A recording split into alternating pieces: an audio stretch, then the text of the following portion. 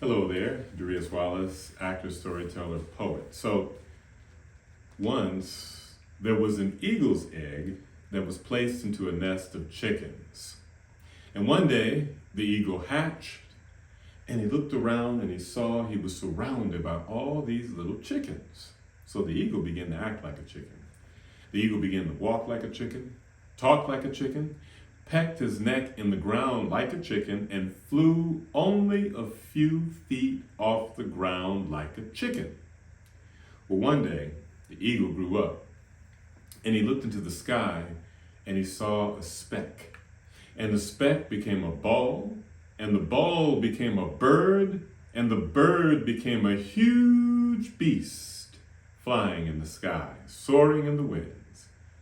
And the eagle, who thought he was a chicken, said to his neighbor who was a chicken, "Wow, what kind of bird is that? I want to be just like him." But his friend said, "Oh, that's an eagle, the king of all the birds. But don't you give it a second thought. You'll never be like him." So the eagle almost never ever gave it a second thought until one day he saw this big old beautiful bird flying in the sky, soaring in the wind. And when the big old beautiful bird saw the eagle playing with chicken, he said, "Hey there, young fella, what you doing down there with all them chickens? Why don't you come on up here with me and fly high in the sky, soar in the wind?" But the eagle said, "Boop, boop, boop, boop, boop. Excuse me, sir, you're greatly mistaken. I am a chicken." But the eagle said, "Ooh, the devil is a lie. You are an eagle.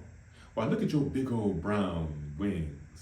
Help protect you when you're flying close to the sun. And look at your big old feathers. Help power yourself up here. And look at your big old feet.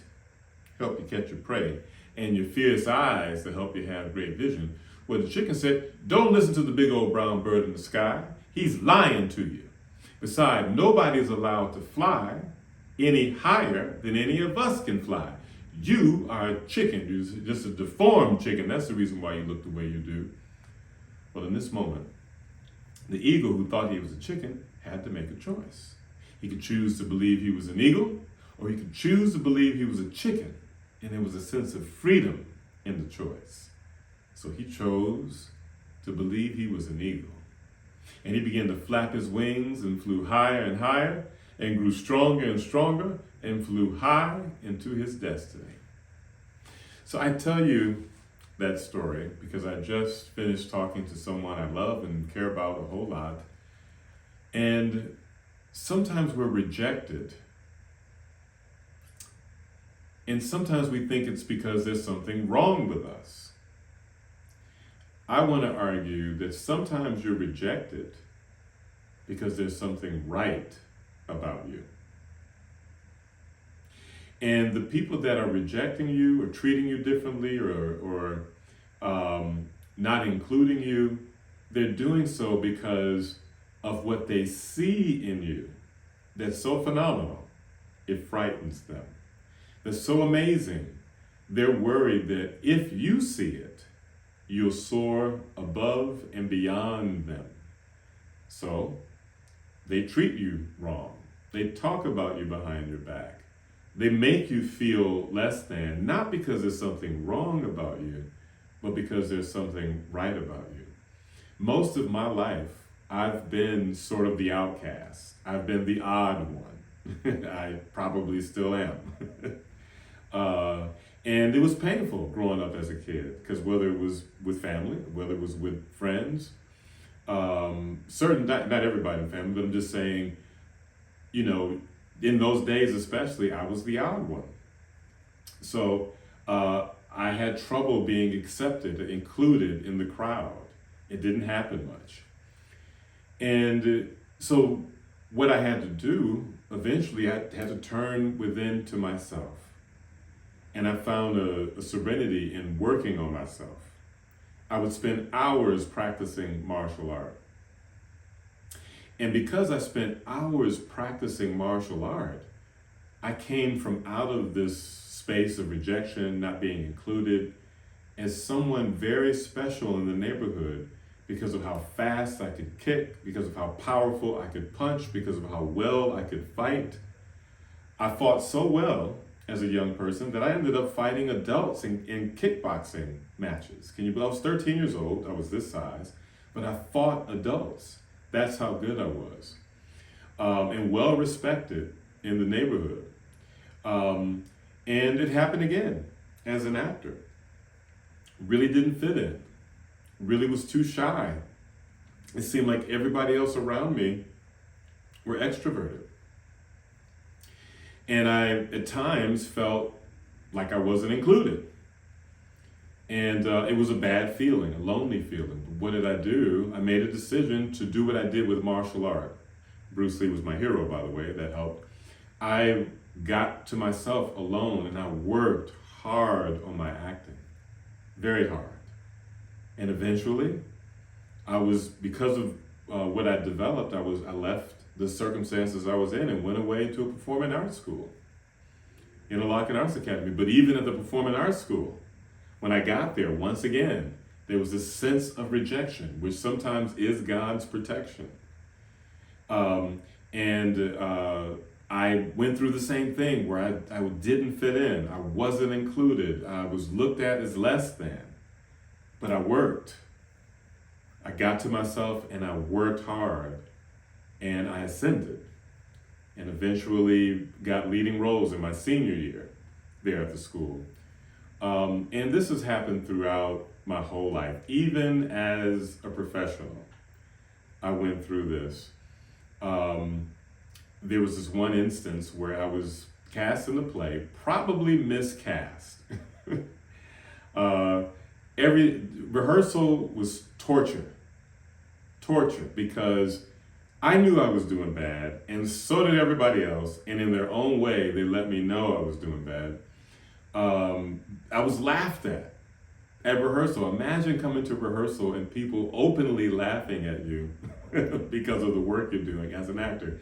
This is in my adult life, in my career as an actor. This is happening to me, and it was the most humiliating experience of my life being in that show. And I got through it. It was super painful.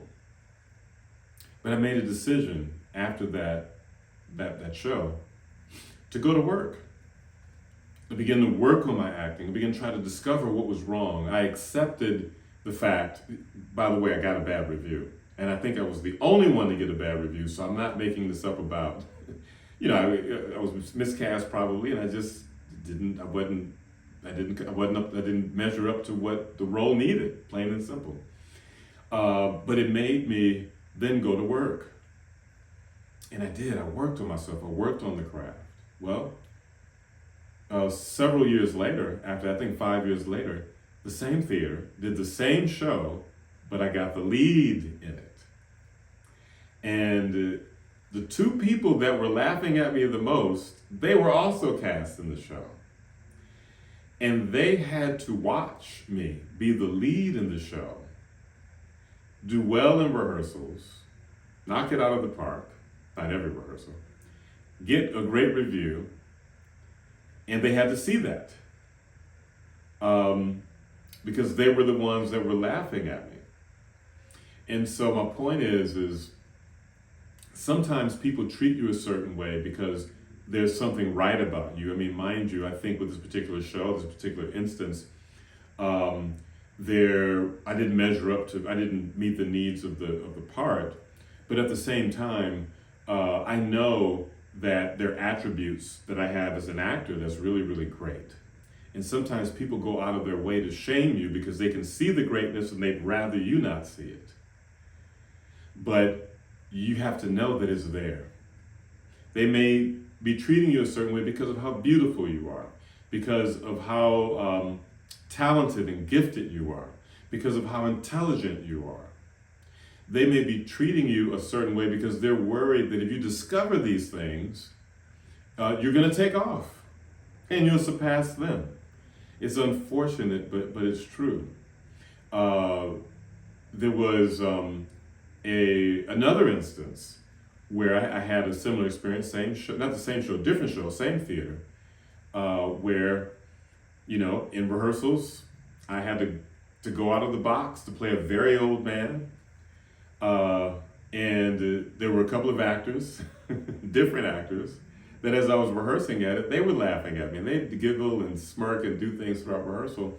But I worked really hard on this piece. And sure enough, the run went great. It was a standout review, the best review I've ever had. And the two people that were making fun of me, they had to see that. Because maybe in a sense, it was how they were seeing themselves. Sometimes we treat people how we treat ourselves. So when you are experiencing this and you're going through a moment of rejection, a moment where you're an outcast, where people are treating you differently, they're looking at you differently, they're not looking at you as if you're important. When you show up, people are not happy to see you the way they're happy to see other people. To try not to stay discouraged. You'll get discouraged, but don't stay discouraged. Turn within, focus on yourself. There are 4 pillars: mind, body, soul, spirit. Feed your mind the things that can elevate and brighten your mind. I think I talked about this before. Find the things that's going to help put good thoughts in your mind. Good thoughts about yourself. Good thoughts about what you want to do. Feed your soul. Find the things that make you feel good in life. Make you feel good about yourself. Things you love to do. Going to the park, going dancing, going out to eat a great meal, watching funny comedians, watching movies, whatever it is. Do the things that you can do that's going to take care of your soul. Then your body. What are you doing for your body? Putting the right foods in your body. Working your body out. Doing yoga, doing Tai Chi, walking, running, whatever it is, but taking care of your body. And then also your spirit. What are you doing to feed your spirit? What are you doing to get serene, to get peaceful? Are you meditating? Are you praying? Or whatever it is that can help you become peaceful within your spirit. And turn within and begin to self-develop in those spaces. While everybody is talking, while everybody is keeping you out, you focus on yourself within. And what's going to happen is one day the acorn seed is going to become the gigantic tree. And people are going to wonder, what happened? How did it happen? It's happened to me numerous times. One person even said when it was a gatekeeper that was keeping me from one space, but then they saw me in a much better and bigger space, and they were wondering, how did you do that? How were you able to make this happen? And they literally said it to my face. So my point is this touches me on a deep level because of all the things that I've been through, all these years of rejection, all these years of being the odd one out. These are the things that has helped me stay level and at the level that I've wanted to be. And these are the things that helps me continue to stay in a space where I'm developing and growing. And guess what? When you do, you'll find yourself out of those circles. And you'll find yourself in the circles where you are affirmed, where you are appreciated, where people are happy to see you, when people love your gifts, talents, and intelligence. They love how beautiful you are. They love how great your voice sounds. They love the work that you do as an artist or whatever you do in life. They truly appreciate you. And you cultivate those relationships.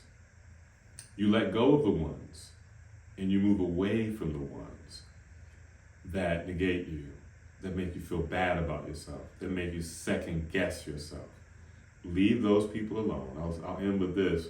A great director and mentor, teacher, Harry Bryce, Harry, if you're listening, hello, said to me, spring water flowing into a desert annihilates itself